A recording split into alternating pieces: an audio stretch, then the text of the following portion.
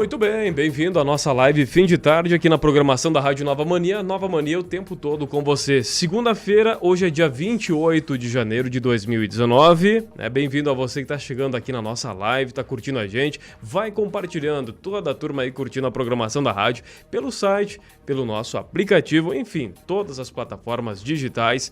A gente sempre sobe essa live no fim da tarde para trazer o quê? Um assunto, um tema, um debate. Nessa segunda-feira em especial, onde a gente está com 29 graus de temperatura, tempo bom, sol em Caxias do Sul, depois de uma pancada de chuva aí, parece que ficou ainda mais abafado o clima, né? 29 graus neste momento de temperatura na Avenida Rio Branco, Caxias do Sul, e hoje nós estamos com a live para falar sobre um dos temas que vem ganhando bastante destaque na mídia nacional, que é sobre o armamento, né? Sobre as questões aí do porte e da posse de armas, em que a gente vai debater durante 1 hora até às 19 horas. Perguntas, pode mandar teu WhatsApp para o 99683-1676 e também participar da nossa live aqui no Facebook, recebendo o senhor Matheus Bertaioli, ele que é advogado criminalista, também membro da Comissão de Ciências Criminais da OAB de Caxias do Sul, e também esclarecendo essas dúvidas aí do que mudou sobre o decreto assinado pelo presidente Jair Bolsonaro a respeito aí do porte e também da posse de armas. Primeiramente, agradecer a visita, agradecer o convite por ter aceito a vir até aqui nos estúdios da Rádio Nova Mania e desejar uma boa tarde. Muito obrigado, boa tarde, Evandro, boa tarde a todos os ouvintes, aqueles que nos acompanham pela live no Facebook. Primeiramente, eu gostaria de agradecer, pelo convite, por essa oportunidade de abordar um tema tão relevante que trata do nosso ordenamento jurídico e que é mistério e papel do advogado esclarecer à sociedade aí o que for de pertinência. Então, fico à disposição. Quem tiver perguntas, quiser esclarecer algumas dúvidas com relação ao novo decreto, estou à disposição e pronto para o bate-papo. Muito obrigado novamente pelo convite. Certo. O senhor atua na área criminalística aqui de Caxias do Sul e também membro da Comissão de Ciências Criminais da OAB aqui de Caxias do Sul. Há quanto tempo você exerce a advocacia e é membro da OAB assim? Exerço a advocacia desde 2017, exclusivamente na área criminal. Atuamos tanto na região da Serra quanto na região metropolitana. E a comissão que foi inaugurada no final do ano passado, então passei a integrar uma comissão nova aí da OAB de Caxias do Sul, que foi inaugurada em decorrência da necessidade que havia, um tema relevante, algumas questões que tinham que ser debatidas. Então, a presidente Graziela Vanin, à época, no ano passado, da gestão dela, entendeu pertinente por inaugurar essa comissão e que até então, vamos agora, nesse início desse ano, dar o início aos trabalhos efetivamente. Então, a advocacia exclusivamente na área criminal, atuando desde 2017 e a comissão desde o final do ano passado. Muito bem, tá bem apresentado, todo mundo agora já está apto aí a fazer as perguntas relevantes, curiosidades. Bom, o tema é sobre o decreto 9.685, que foi assinado no dia 15 de janeiro recentemente, que ele altera o decreto 5.123, que foi assinado no dia 1º de julho de 2004, que regulamentava a lei que dispõe o registro, posse e comercialização de armas de fogo e também munição sobre o Sistema Nacional de Armas, que é o SINARM, e também que define crimes. O presidente da República, no uso das atribuições aí que lhe confere no artigo 84 e tendo em vista o disposto da Lei 10.826, de 22 de dezembro de 2003, ele então assinou esse decreto que está sendo bastante discutido. As pessoas têm muitos boatos, digamos assim, verdades, suposições e achômetro.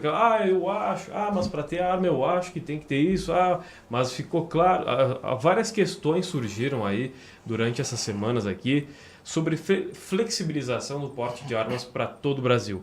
A gente começa com uma das perguntas aqui da rádio mesmo. Qual a diferença entre posse de arma e o porte de arma aí? Para começar, para dar o pontapé inicial aí para a nossa conversa. Posse de arma e o porte.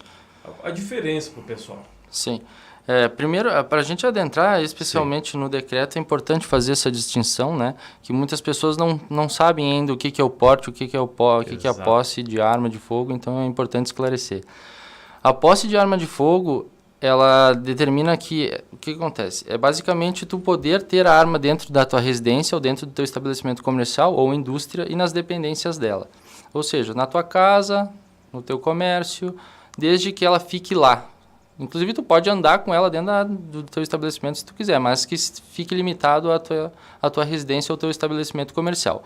Já o porte de arma, que é o que muita gente confunde, o porte de arma, sim, esse é aquele que tu tem a liberação, o documento, né, para que tu consiga se deslocar com a arma, sair da sua residência, andar com ela no carro, andar nela no próprio corpo, enfim, tendo o documento e a liberação para você transitar com ela. Então, basicamente, em linhas gerais, a diferença entre porte e posse é essa. O porte é um documento que te dá a liberação, autorização para ti andar com a arma. Já a posse de arma, não. A posse de arma é única e exclusivamente para ter uma arma e desde que ela fique dentro da sua residência ou dentro do seu estabelecimento comercial ou indústria. Como também, no caso de quem mora no interior, no campo, pode ter dentro da sua propriedade a arma, né? De uso restrito do cercado para dentro. Isso. Pode. Isso, exatamente. Tranquilamente. Exatamente. Nas questões das áreas rurais, nas casas ali, fazendas, tem fazendas que nós sabemos que tem quilômetros e quilômetros, né, de extensão. Aí a pessoa pode transportar a arma dentro da sua propriedade. Até as cercanias da sua propriedade, ela pode transitar com a arma, desde que fique limitado à extensão territorial da fazenda, enfim, da chácara. Exatamente. Isso é muito importante para a gente já dar o pontapé inicial, né, sobre a diferença da posse e também do porte de arma, porque gera muita controvérsia, muita discussão, e o pessoal comenta, mas eu acho que é isso, acho que aquilo é aí. Já começamos esclarecendo aí. Sobre a questão aí, alguma mudança em relação ao porte de arma? Só sobre o porte, a mudança aí que foi decretado? Não, o decreto 9.685 não teve nenhuma alteração com relação ao porte de arma. Se mantém os mesmos critérios, né, anteriormente fixados. Ele altera especificamente aquele decreto que tu já mencionaste, né, 5.123, que trata da posse de arma de fogo. Então, a alteração dos ditames com relação ao porte de arma não foi alterado. É importante também que, para a gente esclarecer, essa questão de posse e porte, geralmente as pessoas têm a posse, não têm o porte, mas têm uma autorização de tráfego da arma, de trafegar com a arma até o seu estande de tiro, etc. E isso é liberado, né, pelo Exército, essa autorização, mas fica limitado ao trajeto que tu tens a se deslocar.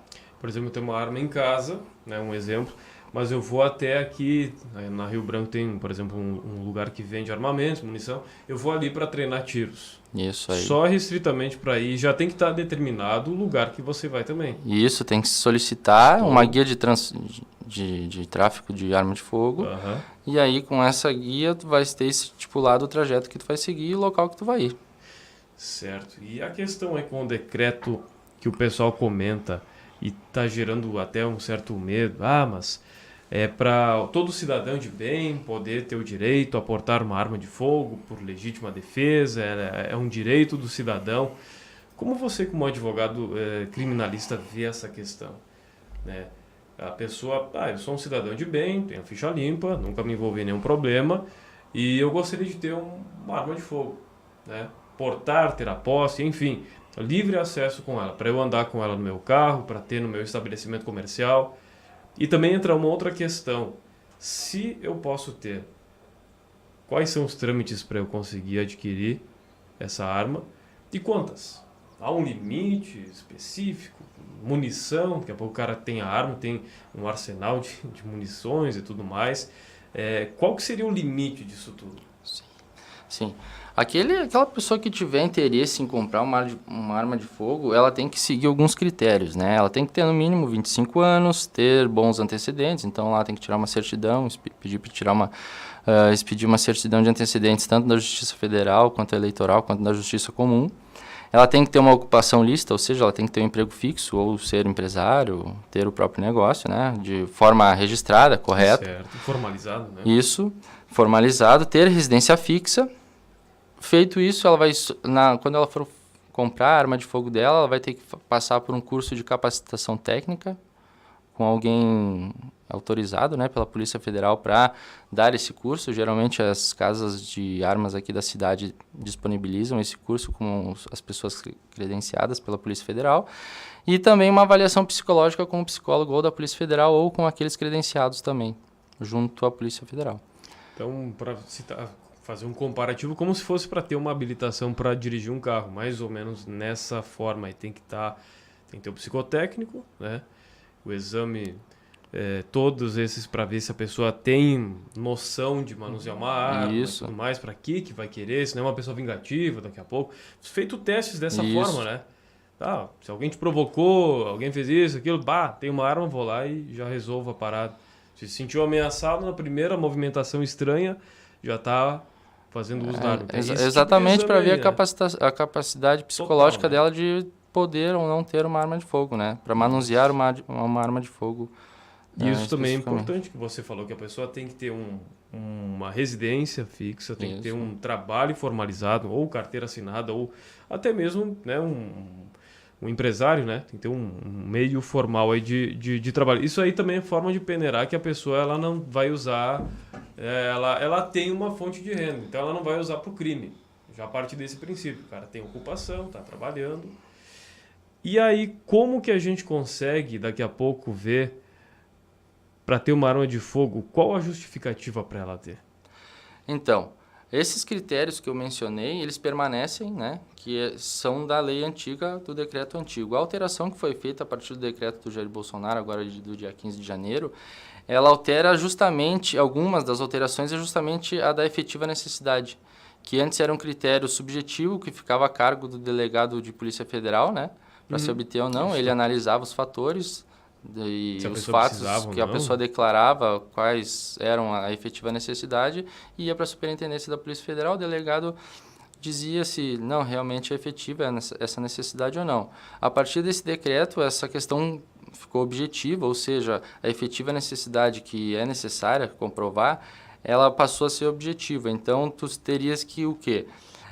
Ser residente de área rural, ter um estabelecimento comercial ou industrial, e aquela alteração principal, que é o ponto de discussão desse decreto, que é a questão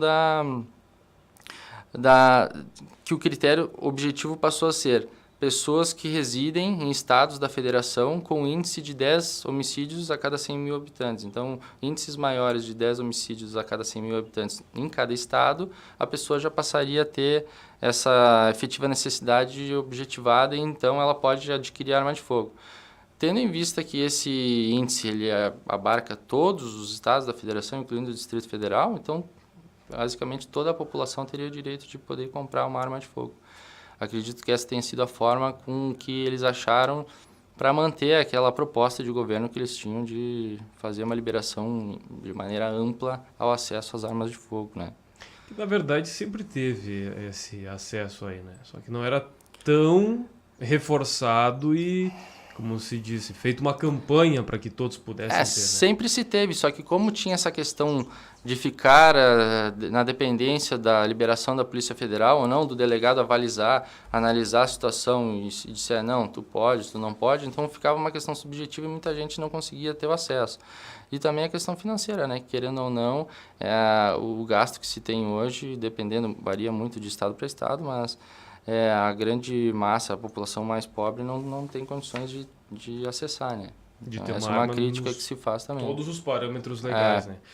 Mais ou menos os valores, mesmo com a variação de um estado para o outro, de uma cidade para outra, em números se aproxima quanto, mais ou menos? O camarada vai ter todo o exame, toda a preparação, documentação também, questão burocrática, para poder ter o acesso da arma, independente do modelo, do calibre que ela vai pegar. Mais ou menos quanto, cara, é o valor? Os revólveres vão variar de 1.000 e pouco, aí depois as pistolas até R$7.000, as armas de grosso calibre, como o calibre 12, vai ficar entre de 12 até 14 mil, dependendo do tipo da arma. Então vai ter mais valores de taxa, né? Vai ficar, só em taxa vai ficar uns 800 a R$1.000, dependendo do estado. Isso pago... Mais o valor da arma.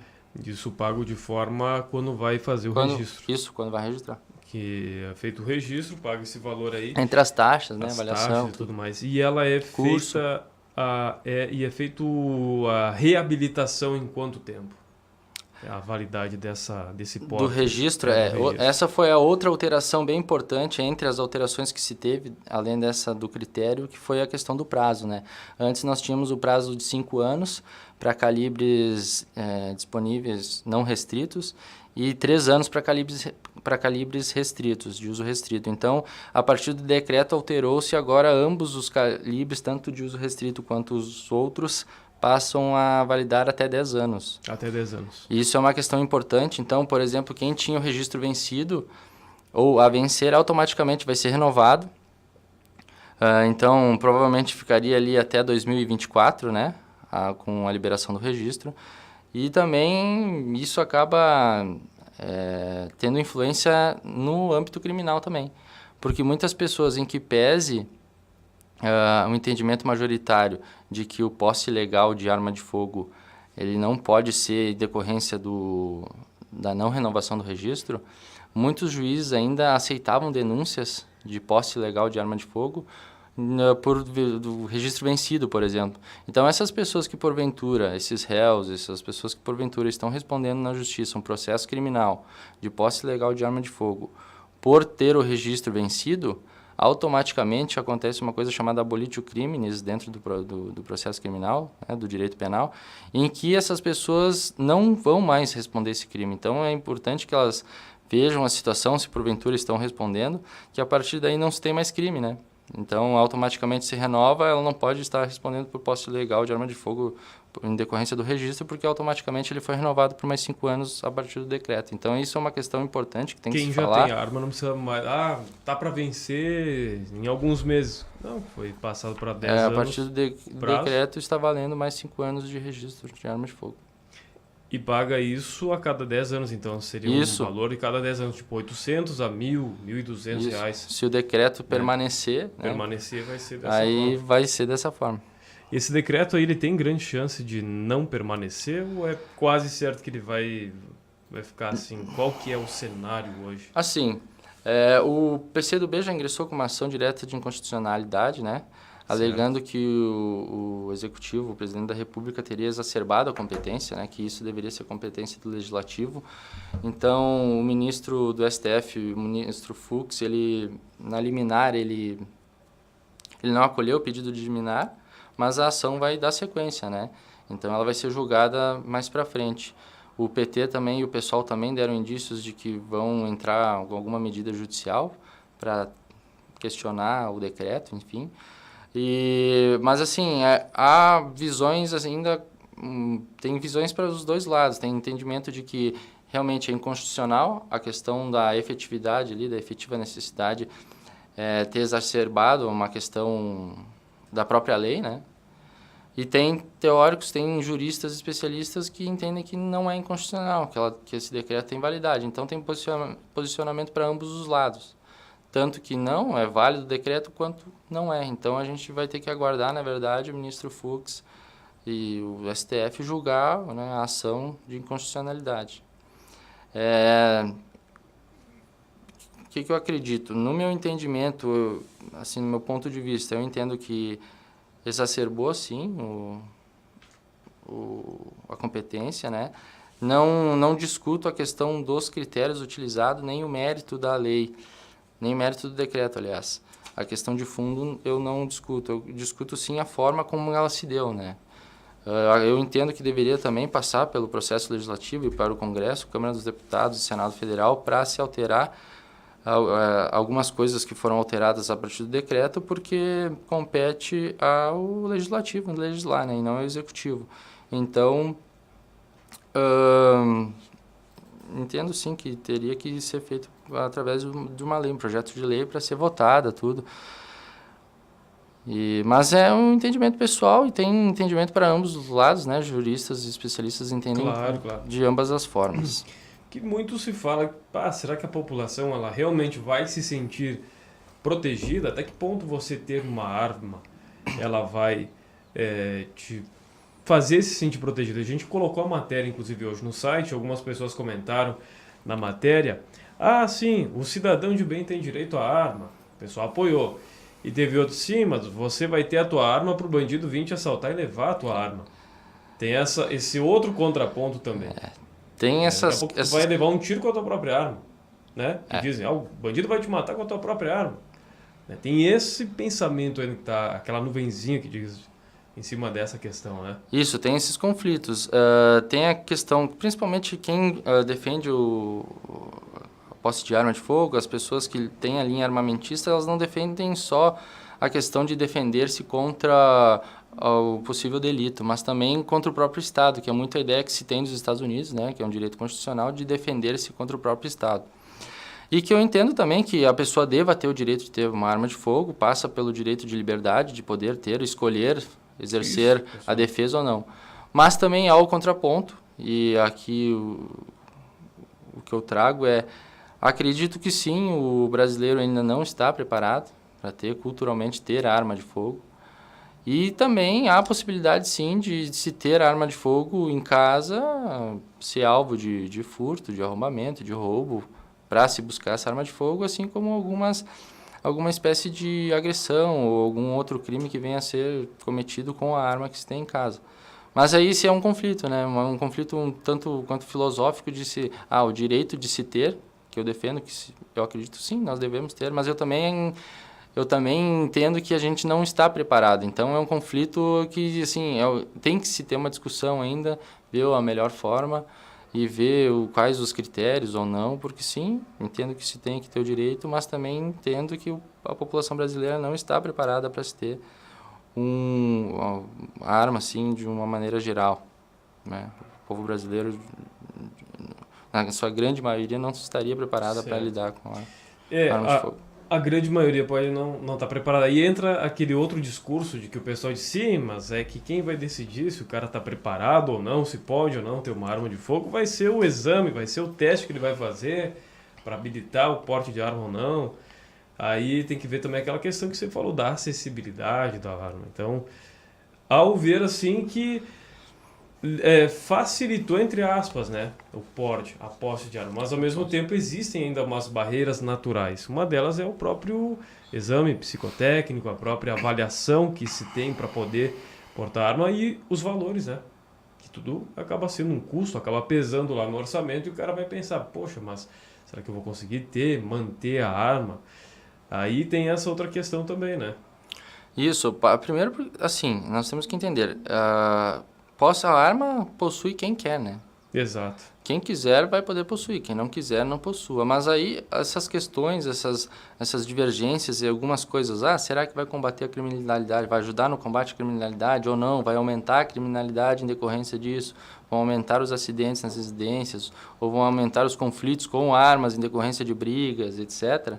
Aí é uma coisa que nós não podemos precisar. Aí só o tempo vai dizer se vai ou não ser uma boa escolha, se vai ou não ajudar ou se vai piorar o cenário que aí está.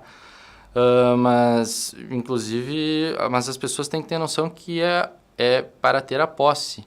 E não transitar com a arma de fogo. Exato. Então, se pressupõe que quando a pessoa compra a arma, ela vai se manter em casa. O problema é justamente esse cultural, de porventura as pessoas começarem a comprar arma de fogo e começarem a carregar consigo, ou ter algum problema com algum vizinho, ou em qualquer situação que seja, e pegar a arma de fogo em casa e querer resolver com a arma de fogo. Questões até banal, uma própria fechada no trânsito, aí o cara tá com a arma do lado, né, pode se tornar um risco muito grande. E essas questões nós só vamos saber se vai influenciar ou não, se as pessoas vão ter esse tipo de atitude com o tempo, né?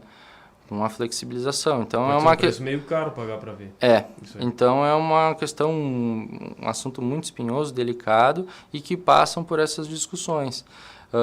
Inclusive o próprio aumento dos acidentes, né? Em residência, com crianças, os próprios, porque assim, por exemplo, o Instituto Sou da Paz traz números de que os índices de criminalidade, os crimes cometidos com arma de fogo, sua grande maioria são de armas comercializadas dentro do país, furtos decorrentes de furto da arma de fogo.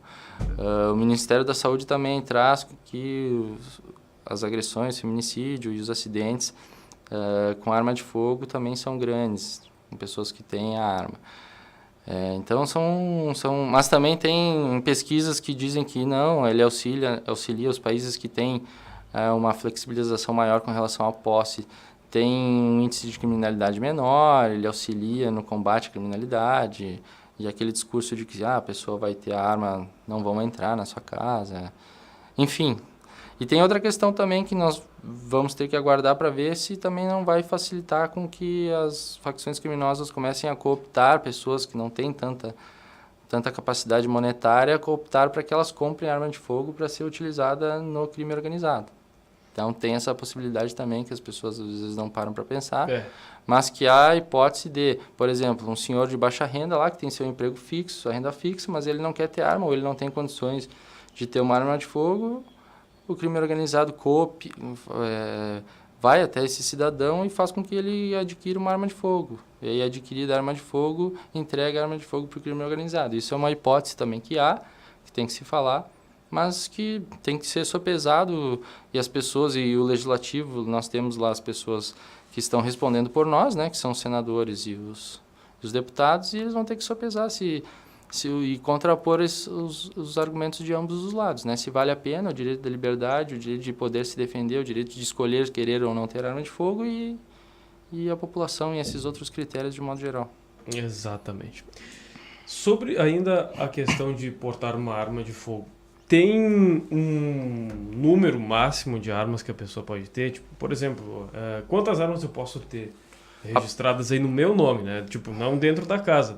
Na casa pode ter, se tem 2 ou 3 pessoas morando e cada uma tem porte de arma, claro que vai multiplicar o número. Mas cada pessoa, cada CPF. Agora com o decreto de janeiro, a pessoa pode ter até 4 armas de fogo. Ela pode registrar... É o máximo que ela pode ter. O máximo que ela pode ter é 4 armas de fogo, a não ser que ela tenha um CR de caçador, se ela seja militar, se ela for militar, se ela for atirador esportivo, se essa pessoa for colecionadora, aí sim, aí não, aí ela tem outros critérios, né? O colecionador pode ter armas aí... Certo. Por exemplo, tenho 4 armas registradas, mas uma é para caça, uma é para defesa, outra porque eu coleciono, outra porque eu ganhei de uma pessoa.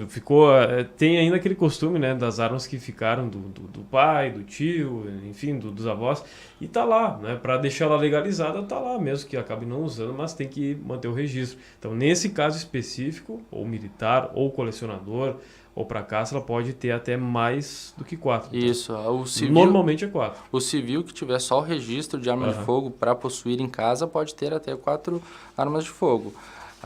O militar, ou agente público da área da segurança, ou o caçador, ou atirador esportivo, ou ainda o colecionador, aí sim, através de um CR, né, que tem uma tramitação toda diferente, enfim, aí sim ele pode ter mais armas de fogo. Certo, a gente falou também daquela questão aí e do prazo aí, dos prazos anteriores para regulamentar, né, do registro de arma, para regularização das suas armas. Pode ser anistiado para quem perdeu os registros anteriores? Não, isso é uma crítica, inclusive da bancada da bala, que não foi inclusa no decreto, que é a questão da anistia, né? Então não se teve anistia. Outra crítica também é a questão do tempo, que foi só 10 anos antes do Estatuto do Desarmamento, não se tinha tempo, né? Então a pessoa comprava a arma, podia ficar para sempre com a arma, que ela não precisava renovar o registro. Então muita gente que defende o armamento, defende a revogação do Estatuto do Desarmamento, entende que foi pouco tempo, porque 10 anos é perfumaria, de certa forma, porque ficou muito pouco. E a questão da idade também, de 25 anos, se defende que a pessoa deva ter 21, são alguns critérios ainda que não foram alterados, porque depende de alteração legislativa, mas que é crítica, né? Que é alvo de críticas, na verdade. Com certeza. E tem outra questão aqui que o pessoal também fez, né? A Polícia Federal é a responsável por aprovar ou não aí os pedidos da posse de arma feitos por cidadãos comuns. O que vai mudar com essa avaliação? Será possível andar armado? Não, o que vai mudar é justamente ter a autorização ou não, que não vai mais passar por uma avaliação de um delegado, que é aquilo que nós comentávamos no início, né? Vai ter um critério objetivo, se a pessoa cumprir com todos aqueles requisitos, ela vai ter o direito de possuir e comprar e ter em sua casa arma de fogo. Isso não quer dizer que ela vai ter liberação para transitar com ela. O porte de arma não tem, o decreto não tem esse viés, é só simplesmente para ter a arma em casa. Ela não vai poder portar simplesmente a arma. Isso precisa de uma outra tramitação que passa por uma avaliação também do delegado de Polícia Federal. Certo. Tem outra questão aqui também, que armas que podem ser compradas, né? Tipo de arma para calibres 22, 36, 38. Tem alguma especificação? Não, tá liberado, mas até tal calibre ou tá livre essa questão? Os calibres continuam os mesmos, são aqueles .22, .32, .38 para revólver, né?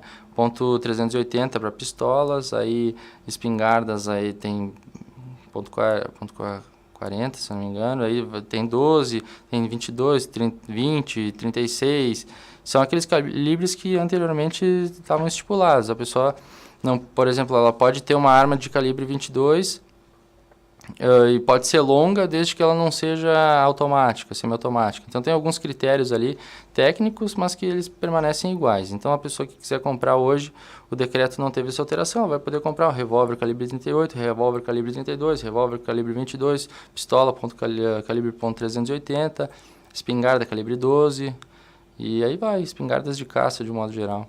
Certo. Tem uma questão também que mandaram pra gente aqui, ó.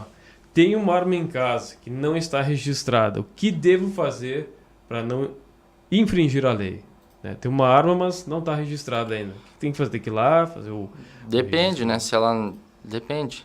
Porque tem que ver se... Quando ela foi comprada, de que forma ela foi adquirida. Se ela foi adquirida de forma ilegal, em tese, ela está cometendo um crime, né? Então, vai depender de como foi adquirida essa arma. Se ela foi comprada de forma irregular, é uma arma irregular. Porque geralmente quando se adquire uma arma de fogo, a primeira, no momento que você compra, é feito um registro. Então, se não foi feito no início, provavelmente essa arma está legal.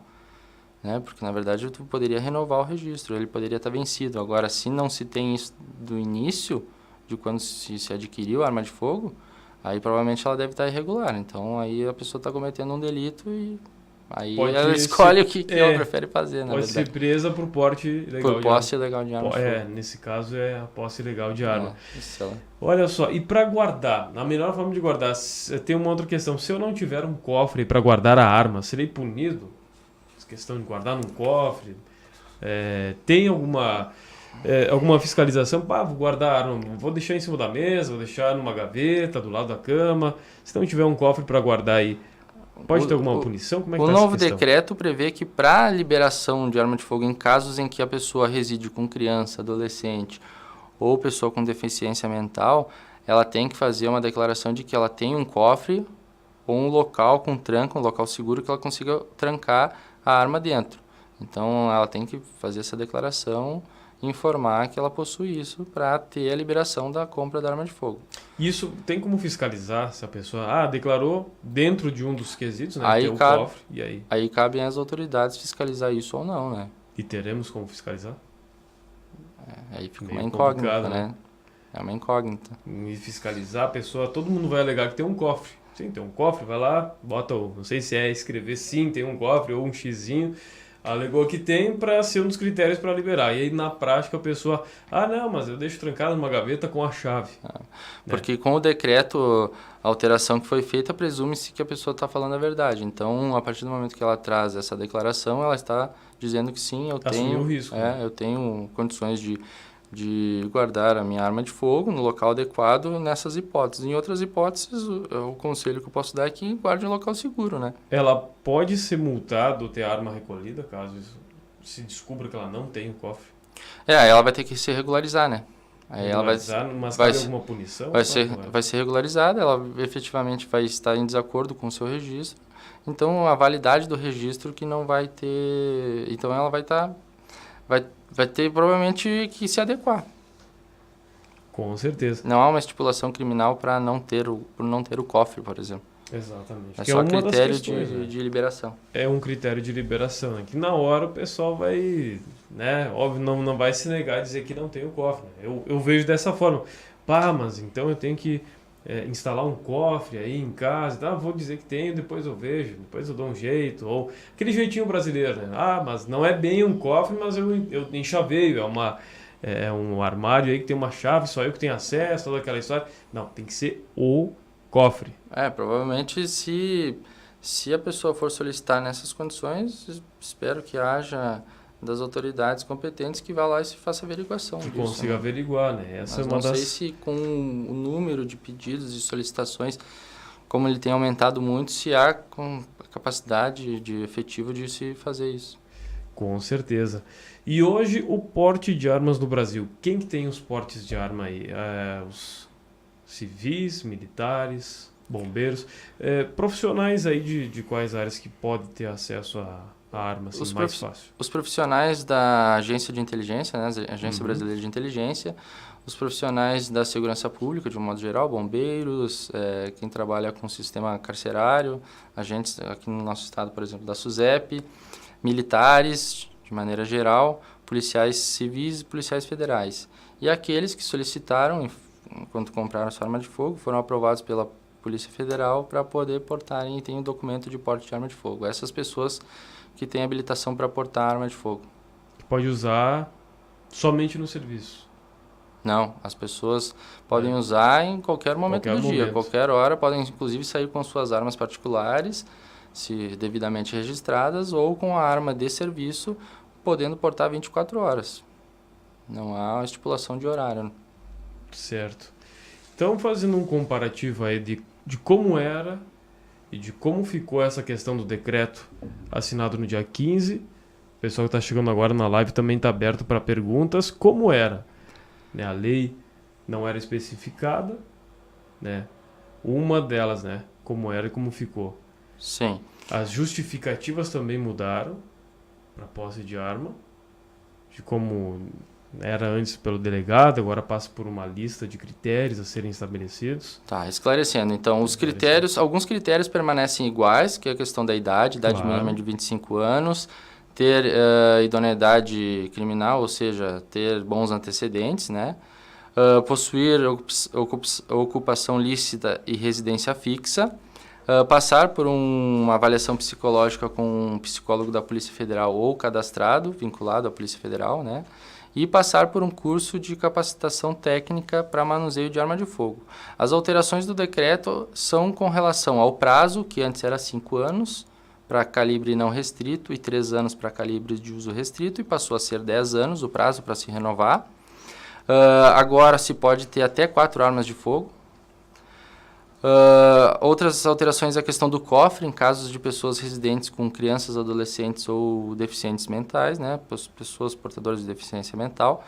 E a questão do critério da efetiva necessidade, que antes era subjetivo, passava por uma avaliação dos fatores e dos fatos por um delegado de Polícia Federal, ia até a superintendência, solicitava, descrevia os fatos do porquê tu deveria ter a necessidade, ou porquê havia necessidade de você ter uma arma de fogo, e hoje se objetivou esses critérios. A pessoa, então, residente de áreas rurais, militares,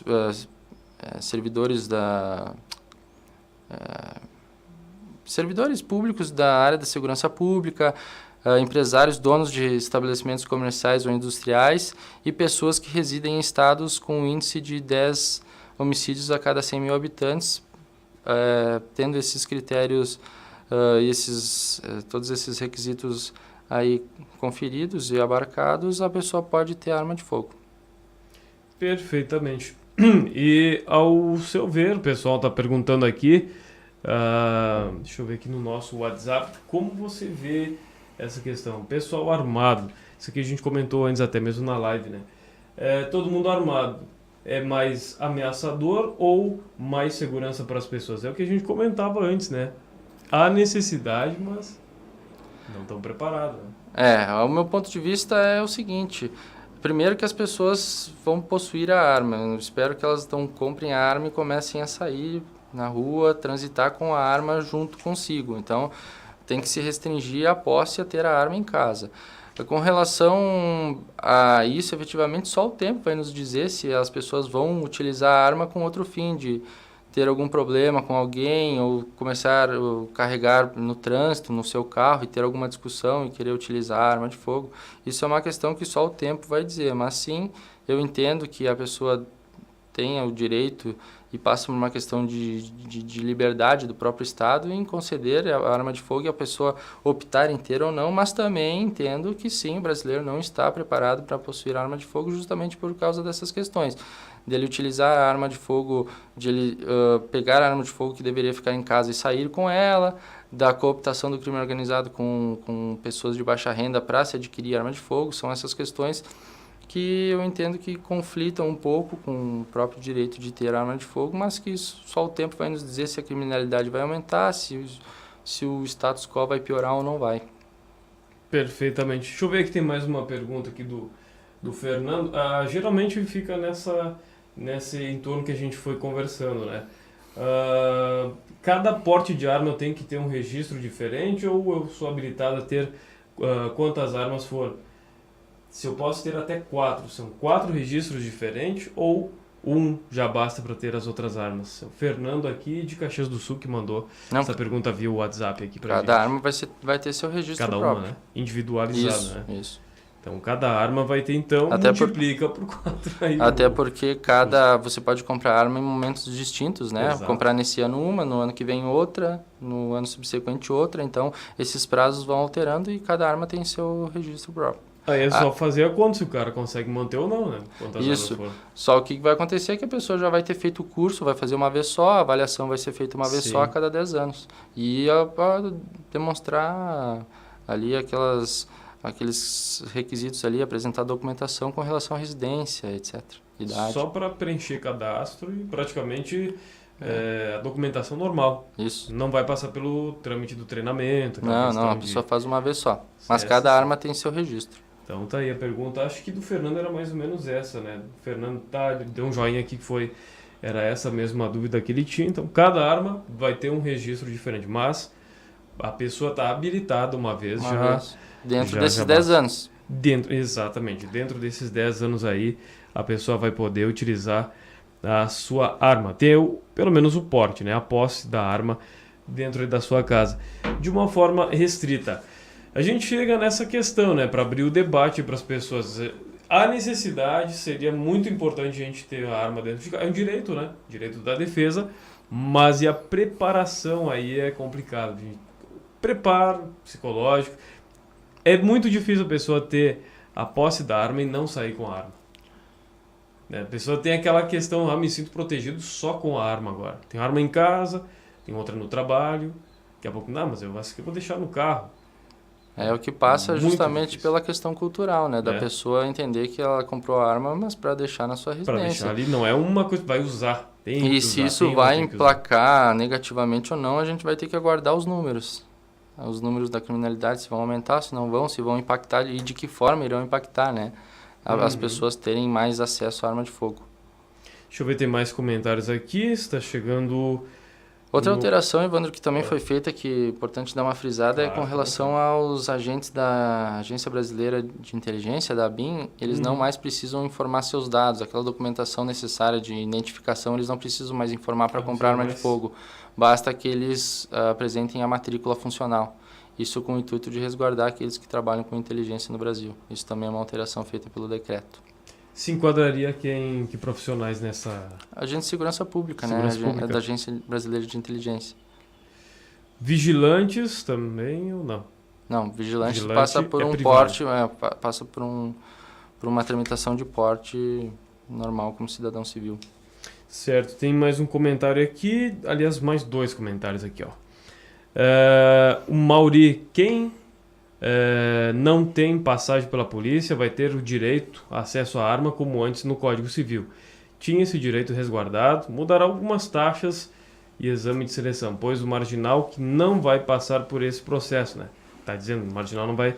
Aí eles continuam tudo igual, contrabando ou assaltando, para poder ter essas ferramentas que para eles vão ser de trabalho e que para o cidadão vai ser de defesa. Aqui o Mauri fez um comentário, também a Fernanda aqui, ela comentou: o cidadão de bem, trabalhador e pagador de impostos, ter direito à legítima defesa e de sua família. Concordo plenamente. Fernanda aqui também dando seu comentário sobre a questão do porte de arma. Eu percebo, que o pessoal simpatizou muito com essa questão de poder ter acesso à arma de fogo. O pessoal acabou gostando. Essa questão aí, mas eu quero ter o direito de ter. Racismo. Isso explica um pouco do resultado das eleições, né? Porque era a principal pauta da legenda, né? Era o principal slogan, a questão do armamento, né? Liberação da posse de arma de fogo. E muita gente, inclusive, votou no atual presidente baseado nisso. E aí que foi um pouco temerário, entendo eu, fazer essa alteração via decreto e não optar por fazer via modificação legislativa, com projeto de lei, passando pelo Congresso, porque, em acordo com a Câmara dos Deputados, se priorizaram outros assuntos, como a questão da Previdência, a reforma da Previdência e outros assuntos que a Câmara, com todos os deputados, entenderam que deveria ser prioridade, né, se discutir, e então, para cumprir com aquilo que eles estavam propondo quando das eleições, fizeram a alteração via decreto. E aí vieram também os posicionamentos contrários e essas ações essa ação direta de inconstitucionalidade que um partido já ingressou e que outros já sinalizaram que vão entrar com medidas judiciais para tentar frear e evitar com que esse decreto se mantenha, né, efetivo. Tem aí mais ou menos o prazo para que essa questão seja aprovada ou não? Agora não foi dia 15 assinado o decreto. Sim. Né? Para saber se já entrou em vigor. Agora... Então agora ingressaram com a ação direta de inconstitucionalidade. O pedido liminar já foi indeferido pelo ministro Fux, como nós comentávamos, e agora vai depender da pauta do STF para julgar a ação ou não, mas não tem um tempo pré-determinado para julgar. Pode durar meses, então. Meses, um ano. Sabe? Então não é uma coisa tão imediata. Não. É uma coisa tão imediata. É isso aí, pessoal, está aberto aqui para mais questões, mais dúvidas, algumas perguntas aí a gente já, o decorrer da conversa já acabou ficando esclarecida, né, durante esse bate-papo, que é bem esclarecedor. Estamos aqui, para quem está chegando agora na live, né, fica bem à vontade para mandar sua pergunta, mandar uma questão, ou até mesmo uma opinião, né? A gente viu, como comentávamos, foi uma questão até de campanha eleitoral, então evidentemente que a grande maioria está usando daquele argumento. Não, eu sou um cidadão de bem, temos direito a nos defender e tudo mais. Deixa eu ver aqui, quem mais? Mandar um abraço para quem está assistindo a live aqui. Chegou aqui no nosso WhatsApp. O Luciano também está dizendo que apoia a questão da posse de arma e que acredita que o cidadão de bem, né, realmente vai saber ter discernimento na hora de usar. Uma vez passando por todos os critérios, acabou a vagabundagem. Ele coloca aqui, o nosso ouvinte aí, Luciano, mandou aqui uma mensagem para a gente agora, via WhatsApp. Esse é o pensamento, viu, Matheus? É o que está predominando. Vão ter que pagar para ver se for realmente adiante esse decreto. O que vai ser, né? Só espero que não se aumentem os índices de furto à residência, arrombamento de residência, com o intuito de justamente furtar as armas, né? Espero que isso não aconteça e aí a gente vai ter que aguardar para ver. Temos que aguardar. E essa questão aí. A questão do furto, né? Também teve outra pessoa que tinha comentado na matéria, né? Colocou bem assim o termo, beleza, com armamento se sentirão protegidos, mas aí vão ser mortos com a própria arma. O bandido vai assaltar para roubar arma. Pode acontecer. É uma consequência negativa. Tudo tem um pró e um contra, né? Isso. Nem tudo é só positivo aí com esse decreto. Tem um lado bom, o lado que a gente fica refletindo bastante aí, e ainda vamos ter um tempo para ter essa definição aí. Como você diz, pode ser meses. Isso. Não tem um prazo definitivo aí. A senhora atua aqui em Caxias do Sul mesmo, né? Na área criminal. Sim, o meu escritório fica aqui em Caxias do Sul, mas atuamos na região da Serra, região metropolitana, e esporadicamente em todo o estado e todo o território nacional. Certo. E essa questão você atende aí da criminalística, o teu parecer aí sobre essa questão da criminalística aí é mais pela arma, qualquer coisa que... quando acontece um crime, é necessariamente com uma arma de fogo, uma arma branca, essas questões aí que acabam acontecendo no dia a dia, as causas que você pega, né? para atuar. Tem uma relação direta com a arma de fogo? Ou nem sempre? Alguns delitos sim, né? Alguns delitos como a prática de roubo, certo, tem vinculação direta com a arma de fogo. Muitos dos roubos são cometidos com arma de fogo. Homicídios também, armas brancas, mas também com arma de fogo. Em algumas comunidades também, geralmente a arma de fogo é instrumento diário de quem está ali resguardando o ambiente da traficância. Então, nesses casos, tem uma maior relação com a arma de fogo. O que a gente percebe no dia a dia é que as armas de fogo de armas longas de calibre mais grosso são utilizadas em morros, isso se vê muito no Rio de Janeiro, e também em roubos a banco, roubos a carro forte, nesses roubos que exigem um armamento maior, exigem uma logística maior, enfim, um aparamento maior. Já nos outros delitos, a grande maioria de homicídios não se vê homicídio utilizando fuzil, por exemplo. Sim, a pessoa comete um homicídio com uma arma de fogo, um revólver, com uma pistola ou com uma faca. Os roubos, geralmente a pedestre, roubos a residência, são, na sua grande maioria, praticados com armas de curto, né, armas curtas, de calibre menor. Então, que há também uma ligação com as armas furtadas, né?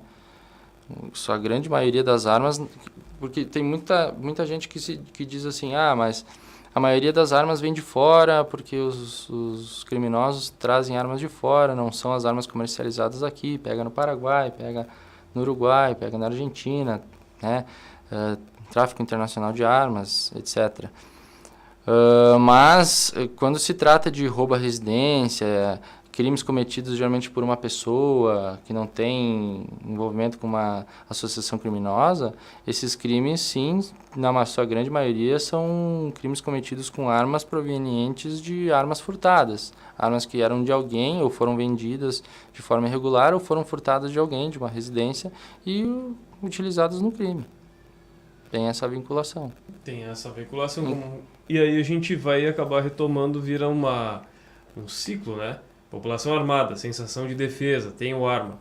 Mas aí o cara que tem arma é assaltado, leva o revólver, ou às vezes o cara tem 2 armas. Pronto, acabou munindo, né, o bandido, o assaltante, que vai agora passar a ter munição contra a população que também já está armada, e aí se torna um risco muito grande. É uma questão cíclica, né? Questão do ciclo e do porte de arma. Se for feito novamente, como aconteceu um referendo há anos atrás, que o pessoal tinha votado pelo desarmamento e tudo mais, como você viu aquela questão daquele referendo lá? Na verdade foi feito uma campanha muito grande, né? Que se usou desse argumento. Povo desarmado, o bandido também não vai vir com arma. Qual o seu... o referendo é com relação... Foi feito um referendo para ouvir a população se ela queria que fosse revogado ou não o Estatuto de Desarmamento. O Estatuto era de 2003, o referendo foi em 2005, se eu não me engano. Isso. E aí a grande questão é que não se respeitou o que a população decidiu, porque questionaram uma questão técnica da votação em si, que não respeitou algumas formas, né, de como ela deveria ter sido feita. Então a população e quem defende os armamentistas de forma geral defendem que a intenção da população, o que a população quer não foi respeitado, que era a revogação do Estatuto de Desarmamento. É por isso que nós temos os resultados das eleições, um dos motivos, né, não é só esse, claro, mas que também faz com que a grande maioria queira ter a arma de fogo. Talvez aí um reflexo daquele referendo já que se teve no passado. Exatamente. O referendo, se eu não me engano, mesmo foi em 2005. Até foi feita uma grande campanha, se as pessoas dessem uma arma, levavam um brinquedo para casa e tudo mais. Muitos não aceitaram, algumas pessoas ficaram adeptas. Sempre dividiu a população. Esse é um assunto assim bastante discutido, né? E eu acredito que vai ter muito assunto pela frente. Porque é um assunto que tem pontos, ambos os lados têm pontos, têm argumentos favoráveis tanto para ter a arma de fogo, como para evitar que se tenha. Eu mesmo digo, acredito que a população não esteja culturalmente preparada para se ter uma arma de fogo, mas também entendo que a pessoa tem que ter o direito de querer De ter, se defender, porque passa por um próprio direito de liberdade, inclusive contra o próprio Estado. Só que se for prejudicial, se os números no futuro demonstrarem que isso só trouxe prejuízo, entendo que não. Então a população não está preparada realmente, nós tentamos, vamos alterar isso e vincular o Estatuto, vamos enrijecer as normas para se ter arma de fogo, caso no futuro os números demonstrem que esse decreto ou a flexibilização não foi construtiva, não auxiliou, não ajudou e sim prejudicou.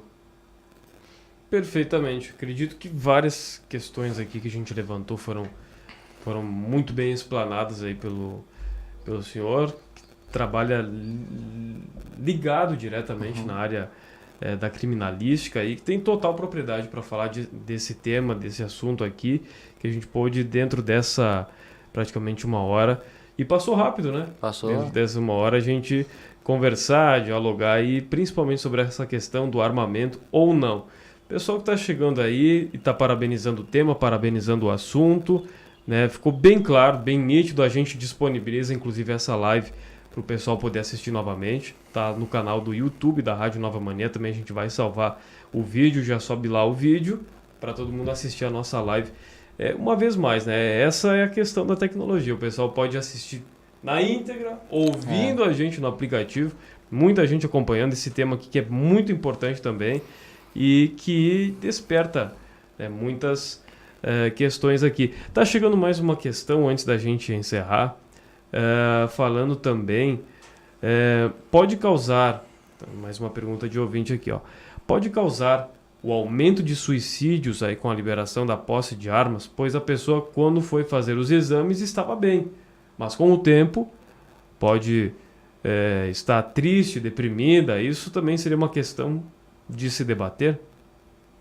A questão, a pessoa tem arma, pode aumentar, não só que as pessoas estão preocupadas com o crime, né? Se proteger. Pode aumentar também os suicídios. Pode aumentar, inclusive, os acidentes também, como nós comentávamos. Os acidentes, não só os homicídios, mas também os crimes de violência doméstica podem se agravar, com certeza. Mas, repito, a gente só vai saber se vai agravar ou se vai aumentar os índices com o tempo. Claro que pode, a pessoa pode, é um outro meio dela poder cometer o suicídio, né? Tira a própria vida aí, né? Mas isso a gente vai saber se vai ou não aumentar com os índices, né? Eu acredito que a arma como um todo, seja para defesa, seja para deixar guardada no cofre, arma é sempre arma, né? E diferente do que o ministro falou, ela não machuca só um dedo, né? Ela tira uma vida. Então, a gente tem que refletir. Tanto aqueles que pensam favoravelmente, quanto aqueles que pensam o contrário. Sopesar os argumentos de que ambos os lados trazem, né? A gente não pode ter... nós temos... O problema no Brasil é que nós temos muito uma visão binária, assim. Ou é 8 ou 80, ou é isso ou não é isso. Não, muitas vezes a gente tem que trazer o assunto e debater, ver os pontos a favor, os pontos contrários de ambos os lados e debater e ver a efetividade e tentar, de forma empírica, às vezes, ver se vai ser efetivo ou não vai. A gente tem que perder um pouco. No Brasil, a gente tem muito isso de... não, é isso ou aquilo, ou é 8 ou 80. Não ser tão radical, do extremo ao outro, né? Mesmo se você pensa de forma contrária, sopesa os argumentos que a outra pessoa que pensa contrária a você, sopesa aquilo que ela está te dizendo e vê, e tira e se baseia em números também e veja se realmente é isso que você pensa, né? Perfeitamente. A gente fica muito agradecido, o senhor Matheus Bertaioli, advogado criminalista, também membro da Comissão de Ciências Criminais da OAB de Caxias do Sul, esclarecendo algumas dúvidas do que mudou do decreto assinado pelo presidente Bolsonaro, que, claro, vai passar ainda por uma aprovação, não, já tem alguns partidos indo contra essa questão, e a gente espera, né, que o pessoal tenha, com esse acesso a mais a informação, juntamente com as matérias jornalísticas, chegar a um esclarecimento, né, que é o que a gente está aqui para isso. Isso mesmo, só esclarecendo, ele já está em vigor, Sim, tá? Só tá. o que aconteceu é que um partido político já ingressou com uma ação contra e 2 outros partidos sinalizaram que vão entrar com medidas judiciais. Mas o decreto já é válido, já está valendo em todo o território nacional. Eu gostaria de agradecer novamente, Evandro, pelo convite, né? Fico muito grato em poder esclarecer esse assunto para a população, um assunto de tamanha relevância, e dizer para os ouvintes da Rádio Nova Mania, quem acompanha pela live também, que estou à disposição a todos que tiverem dúvidas, questionamentos e quiserem sanar, né? Quiserem tirar suas dúvidas, estou à disposição, podem me procurar ali pelas redes sociais mesmo, vocês digitem meu nome, vai aparecer as redes sociais, e se quiserem podem me procurar, que eu estou inteiramente à disposição, e novamente obrigado pelo convite. Você atende Caxias do Sul, região da Serra Gaúcha, região metropolitana. Para quem vai te procurar na rede social, Matheus com TH, né? Isso aí. Matheus Bertaioli. Isso aí, joga meu nome Italiano. ali que você vai me encontrar. Italiano? Dizem que é, né? Bertaioli. Matheus Bertaioli, advogado criminalista. Perfeitamente, aí já procura, né? Tem alguma dúvida, algum esclarecimento, já entra em contato. A rede social facilita muito, né? O acesso Com às certeza, pessoas, com né? certeza. A tecnologia está aí para nos ajudar, né? Perfeitamente. A gente agradece mais uma vez, fica sempre portas abertas para mais temas, mais assuntos que vão passar a ser discutidos aí durante esse ano, para a gente fazer mais uma vez um bate-papo, ou até mesmo numa próxima questão, num próximo momento aí, fazer até um debate, né? Sobre esse assunto, claro, ou algum outro que vier e tiver relevância aí. Certo, eu que agradeço. Um grande abraço aí, muito obrigado. Um abraço, obrigado. Tá aí, nosso bate-papo hoje é sobre essa questão, né, do armamento aí, que entrando em vigor no dia 15 de janeiro deste ano, esse decreto assinado pelo presidente Jair Bolsonaro.